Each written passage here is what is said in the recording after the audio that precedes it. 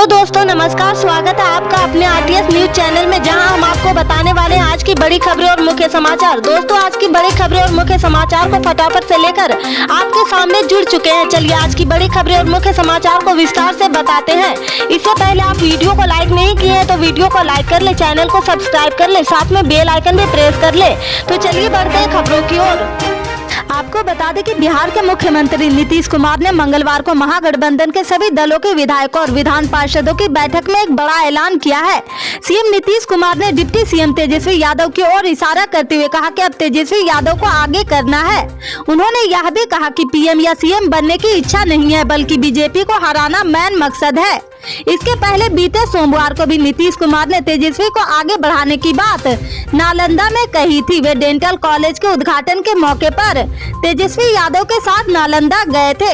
इधर नीतीश कुमार के इस बयान के बाद प्रतिक्रिया भी आने लगी है। हिंदुस्तानी आवाम मोर्चा के प्रवक्ता दानिश रिजवान ने कहा कि मुख्यमंत्री ने यह साफ कर दिया है कि आने वाला वक्त बिहार में तेजस्वी का होगा। हालांकि यह नीतीश कुमार का अपना स्टैंड है।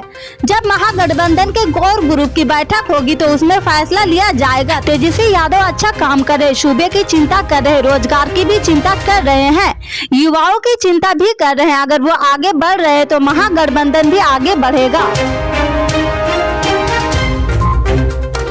अरुणाचल प्रदेश के तवांग में भारतीय सैनिकों और चीनी सैनिकों के बीच झड़प की घटना के बाद विपक्षी सरकार को घेरने में जुट गई है। कांग्रेस अध्यक्ष मल्लिकार्जुन खड़गे ने सरकार पर हमला बोलते हुए कहा कि चीन के अतिक्रमण से भारत की सुरक्षा और क्षेत्रीय अखंडता को खुलेआम चुनौती दी जा रही, क्योंकि केंद्र सरकार मूक दर्शक बनी हुई है। कांग्रेस अध्यक्ष खड़गे ने कहा, चीन जनवरी 2020 में दिए गए प्रधानमंत्री नरेंद्र मोदी के उस बयान की आड़ ले रहा है जिसमें उन्होंने कहा था कि किसी ने भी भारतीय क्षेत्र में प्रवेश नहीं किया है या हमारी किसी भी जमीन पर कब्जा नहीं किया है। खड़गे ने कहा कि उन्होंने इस मुद्दे पर चर्चा के लिए नोटिस दिया है और वह चाहते हैं कि आज के कामकाज को स्थगित कर इस मुद्दे पर चर्चा की जाए। इस नोटिस को पढ़ते हुए विपक्ष के नेता ने कहा, हमारी राष्ट्रीय सुरक्षा और क्षेत्रीय अखंडता को चीन के खुलेआम उल्लंघनों द्वारा प्रभावित किया जा रहा, क्योंकि सरकार मूक दर्शक बनी हुई है। मनी लॉन्ड्रिंग मामले में बम्बई हाईकोर्ट ने एनसीपी नेता और महाराष्ट्र के पूर्व मंत्री नवाब मलिक की जमानत याचिका पर तत्काल सुनवाई से इनकार कर दिया है और सुनवाई 6 जनवरी तक के लिए टाल दी गई है। कोर्ट ने ईडी को नवाब मलिक के स्वास्थ्य की स्थिति के बारे में 2 सप्ताह के भीतर जवाब दाखिल करने का निर्देश दिया है। यानी कहा जाए तो नवाब मलिक को नए साल के मौके पर भी जेल की ही रोटी खानी पड़ेगी। बता दें कि नवाब मलिक ने बीते सोमवार को हाईकोर्ट का दरवाजा खटखटाया था। वकील तारक सैयद और कुशल मोर के जरिए मलिक ने यह याचिका दायर करवाई थी। उच्च न्यायालय ने मामले पर मंगलवार को सुनवाई का समय दिया था। इससे पहले 30 नवंबर को एक विशेष अदालत ने मामले में मलिक की जमानत याचिका खारिज कर दी थी। तवांग में 9 दिसंबर को भारत चीन के सैनिकों की भी झड़प हुई है, जिसके बाद आज रक्षा मंत्री राजनाथ सिंह ने लोकसभा और राज्यसभा में बयान दिया। उन्होंने बताया कि इस फेस ऑफ में हाथापाई हुई है और भारतीय सेना ने बहादुरी से चीन सैनिकों का सामना किया।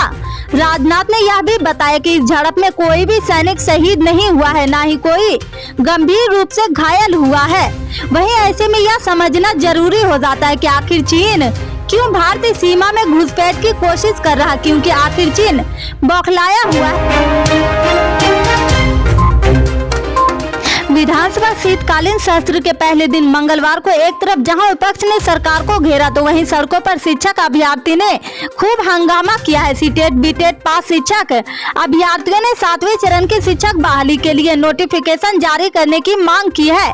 सैकड़ों की संख्या में शिक्षक अभ्यर्थी पटना जंक्शन डाक बंगला चौराहे के रास्ते में विधानसभा घेराव के लिए निकले हैं। इस दौरान पुलिस ने रोकने के लिए डाक बंगला चौराहे पर लाठीचार्ज कर दिया है। शिक्षक अभ्यर्थी को खूब पीटा गया है। कई अभ्यर्थियों की तबीयत भी खराब हो गई। शिक्षक अभ्यर्थी ने कहा कि उनकी मांग है कि अविलंब बहाली की जाए। वे लोग पहले से 8वीं क्लास के 7वें चरण के अभ्यर्थी है। 2019 में फॉर्म भरा था। लगातार आंदोलन करने के बाद भी उनकी मांग पूरी नहीं हुई है। लखीमपुर खीरी में तिकोनिया कांड के मुख्य गवाह प्रभुजोत सिंह के छोटे भाई सर्वजीत सिंह पर जानलेवा हमला हुआ है। यह हमला एक मुंडन समारोह के दौरान हुआ है। तलवार से किए गए हमले में सर्वजीत के सर पर गंभीर चोट आई है। उन्हें अस्पताल में भर्ती कराया गया है। इस मामले में मीडिया से बातचीत में प्रभुजोत ने केंद्रीय गृह राज्य मंत्री अजय मिश्रा टेनी के बेटे और तिकोनिया कांड के मुख्य आरोपी आशीष मिश्रा के इशारे पर भाई पर जानलेवा हमला करने का आरोप लगाया है। उन्होंने कहा कि 16 दिसंबर से केस का ट्रायल शुरू होने वाला है। वहीं दूसरी तरफ इस संबंध में लखीमपुर पुलिस ने एक प्रेस रिलीज जारी की है। उसने कहा गया है कि इस पूरे मामले का तिकोनिया हिंसा से कोई लेना देना नहीं है। पीड़ित पक्ष ने भी ऐसा कोई आरोप नहीं लगाया है। पुलिस ने इस मामले में विकास कुमार चावला और विक्रम सिंह के खिलाफ IPS धारा 307 और 504 में मुकदमा दर्ज किया है। इससे आगे के अपडेट्स को जानने के लिए जुड़े रहे हमारे RTS न्यूज चैनल से। मिलते हैं फिर बड़ी खबर में, तब तक के लिए जय हिंद।